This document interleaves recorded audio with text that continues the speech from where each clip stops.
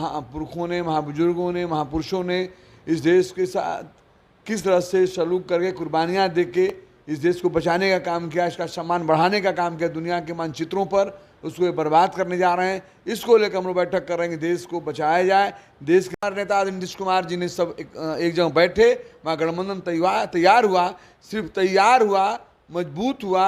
आप दिल्ली कर्नाटक में घंटी इनकी बज गई, कर्नाटक से जाना पड़ा इनको। अभी 3 स्टेट में चुनाव होने जा रहा है, उनको समझ में आ जाएगा। आप सबू जानते हैं, उनसे बड़ा भ्रष्टाचारी कोई न था, न कभी हो पाएगा, जिन्होंने धोखा दिया है देश को। लेकिन ये जब से लोग आया है, देश से कोई मतलब नहीं है। यहाँ इनकी सरकार, यहाँ देख लीजिए कैसा क्या हो रहा है। उन्माद फैल रहा है, लोग मारे जा रहे हैं, कोई कानून नहीं है, कानून धज्जियाँ उड़ रही है। जय हिंद साथियों, स्वागत है आपका हमारे चैनल में। अभी हमारे साथ बातचीत करने के लिए अल्पसंख्यक कल्याण विभाग के मंत्री माननीय जमा खान साहब है। इनसे हम बात करने चाहेंगे कि जो विपक्षी एकता को लेकर के 23 तारीख को मीटिंग होने वाली है। सर, सबसे पहले आप पहली बार जुड़े हमारे चैनल में, उसके लिए सर स्वागत है आपका। थैंक यू, शुक्रिया। सर, ये बताइए कि जो 23 तारीख को पूरे विपक्ष की मीटिंग होने वाली है, उसको लेकर के भारतीय जनता पार्टी की तरफ से आप लोग पर हमला किया जा रहा है। उन लोगों का कहना है कि ये जो बैठक है सिर्फ और सिर्फ चाय नाश्ते की बैठक है और सारे भ्रष्टाचारी जो है पूरे एक हो रहे, सारे भ्रष्टाचारी एक हो रहे हैं। उनसे कौन पूछ रहा है कि हम लोग बैठक क्यों कर रहे हैं? इससे उनको लेना देना तो है नहीं। वो तो लोग, जितने भी लोग हैं, लोग तो संकल्पित है, कसम खा लिए हैं देश को बर्बाद करने के लिए, देश की जनता के आवाम से ठगने के लिए। जो आपने देखा होगा कि 9 साल से बैठे हुए हैं दिल्ली में, और देश के लोगों ने उम्मीद के तहत उनको दिल्ली में बैठाने का काम किया। जो उनके जितने बड़े नेता हैं, सारे लोगों ने जुमलाबाजी किया, जनता को धोखा दिया। जो जनता के साथ उन्होंने वादा किया था, कमिटमेंट किया था, कहीं वादा के मुताबिक कहीं खरा नहीं उतरे।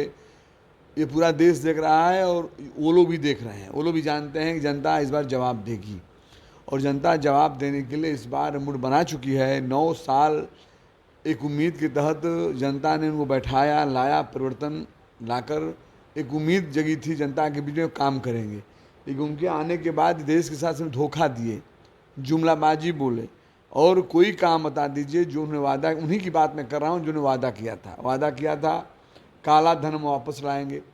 बता दीजिए काला धन कौन सा वापस आ गया? उन्होंने वादा किया था रोजगार देंगे, 15 लाख रुपये अकाउंट में चला जाएगा। उन्होंने कहा तो जुमला बोला था, फिर बाद में ये जुमलाबाजी बोले ना। अब वो चीज़ बोलिए कि प्राइम मिनिस्टर साहब ये बात बोले, मैं जुमलाबाजी बोल रहा हूँ। अब सोचिए क्या उन लोग काम करने की, क्या उनसे उम्मीद लगाया जाए? जिससे उम्मीद मैं रख रहा हूँ वो ठगहारी धोखा दे रहे हो आप, मन से फिर बोल भी रहे हो। तो उसके बाद सर कैसे बोल रहे हैं कि पूरे दुनिया में डंका बज रहा है मोदी जी का। उसके बाद आपने देखा कि नौजवानों के साथ रोजगार की बात की, उसने धोखा दिया। महंगाई चरम सीमा पर है, कोई मतलब उनसे नहीं है देश में। अगर मतलब है अशांति उन्माद फैलाने का और राज करने का।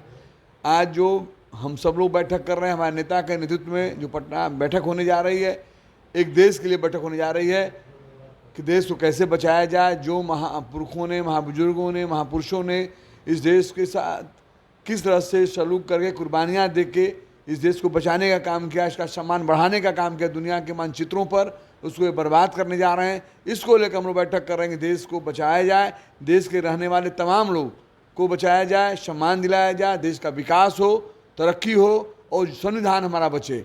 ये संविधान के साथ निश्चित तौर पर धोखाधड़ी कर रहे हैं। संविधान का कोई भी मालूम पता है संवैधानिक दायरे में नहीं चल रहे हैं। ये सब देखते हुए तमाम देश के लोग परेशान हैं। उसका नेतृत्व हमारे नेता कर रहे हैं। नीतीश कुमार जी को शुक्रिया अदा करना चाहता हूँ, जिन्होंने ऐसा कदम उठाया देश को बचाने के लिए, देश में रहने वाली जनता के साथ मान सम्मान दिलाने के लिए, उन्माद न फैले, भाईचारा न बिगड़े, इसके लिए जो बीड़ा उठाया है, इसके मैं धन्यवाद देना चाहता हूँ। सर, आप कह रहे हैं देश बचाने के लिए, वो लोग बोले कि भ्रष्टाचारी एक हो रहे हैं। उनसे बड़ा भ्रष्टाचार कौन है बता दीजिए? आप भी जानते हैं, चूँकि मीडिया के साथी हैं, आप सबू जानते हैं। उनसे बड़ा भ्रष्टाचारी कोई न था, न कभी हो पाएगा, जिन्होंने धोखा दिया है देश को। इससे पहले भी उन्हीं के पार्टी के बड़े बड़े अच्छे नेता थे, जिसका सब लोग देश सम्मान करता था, और भी देश का सम्मान करते थे। लेकिन ये जब से लोग आया है, देश से कोई मतलब नहीं है। यहाँ इनकी सरकार, यहाँ देख लीजिए कैसा क्या हो रहा है। उन्माद फैल रहा है, लोग मारे जा रहे हैं, कोई कानून नहीं है, कानून धज्जियाँ उड़ रही है। मगर उत्तर प्रदेश आप देख लीजिए, जज के सामने हत्या हो जा रही है, तमाम ऐसी चीज़ें हैं जहाँ उनकी सरकार है। लेकिन मैं उनका आलोचना नहीं करना चाहता, चूँकि आलोचना हमारी सरकार करती ही नहीं, महागठबंधन परिवार आलोचना करता ही नहीं है, काम करना जानता है, काम पे हम लोग हमेशा काम करते हैं और काम पर ही हम लोग चलते भी हैं। इसलिए मैं कहना चाहता हूँ, दो उंगली उठाने का बराबर काम करते रहते हैं, उनसे मैं अच्छा होने का सर्टिफिकेट नहीं मांग रहा हूँ। इतना कहूँगा कि जिस तरह से आप हमारे देश में जिस तरह से उन्माद फैलाने का काम कर रहे हैं, भाईचारा बिगाड़ने का काम कर रहे हैं, विकास को कोई मतलब नहीं है, इसका जवाब 24 में मिलेगा, मैं यही कहूँगा। सर, अब 24 में जवाब देने की बात कर रहे हैं, लेकिन वो लोग कह रहे हैं कि पूरे दुनिया में मोदी जी का डंका बज रहा है, उनको कैसे रोकेगा आप लोग? अपने मियाँ मिट्ठू बनना, मैं आज कहूँगी पूरी दुनिया में सबसे सुपर मैं ही हूँ, तो मैं बेवकूफ़ हूँ। जनता जवाब देगी, जनता बताएगी, जनता बता रही है। अगर ये डंका बजती तो कर्नाटक का शुरुआत नहीं होता है हारने से। हमारा गठबंधन मजबूत हुआ, हमारा परिवार एक हुआ, हम सब देश के साथ नुकसान हो रहा था, देश बर्बाद हो रहा था, उसको देखकर हमारे नेता नीतीश कुमार जी ने सब एक जगह बैठे, वहाँ गठबंधन तैयार हुआ, सिर्फ तैयार हुआ, मजबूत हुआ।